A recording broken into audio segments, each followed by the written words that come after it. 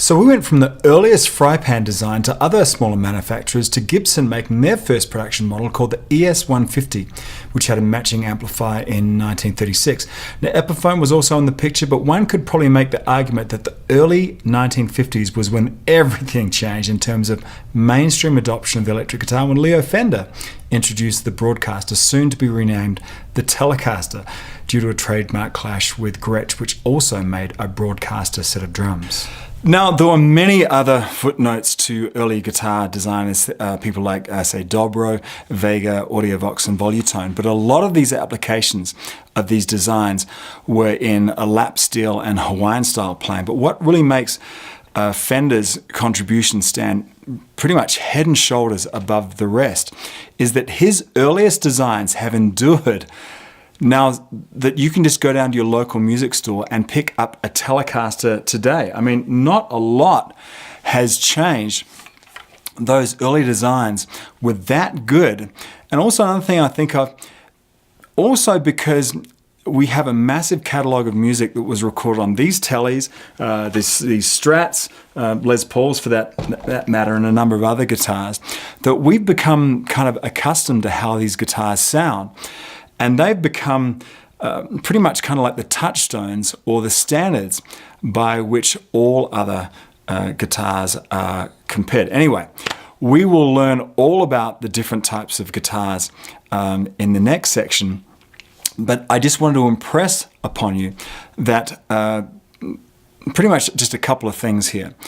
The electric guitar, when you think about it, in terms of all of human history, it's very much a young invention. And two, the sheer simplicity of this design has made it a fairly constant and static type of instrument. I mean, a few things have changed, but a simple, elegant design, when you think about it, tends to defy the decades. Okay, so we'll look over the signal chain from the pick to the speaker and just see all of the variables along the way. Look at all these variables.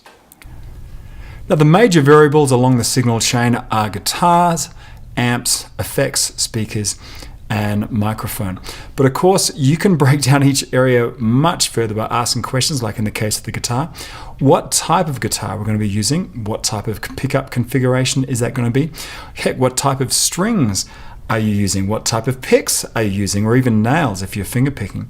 What techniques are you striking the string when you're playing? Heck, who's playing the guitar? That's a big one here. Now, all of this stuff happens before the signal even hits the amp. Look at all this stuff just within the guitar. And I'm probably leaving a lot of stuff out here. Then we go over to amps. What type of amps are going to be a solid state or two? How many different gain stages are there going to be? How many watts? What type of tone stack is there in that amp?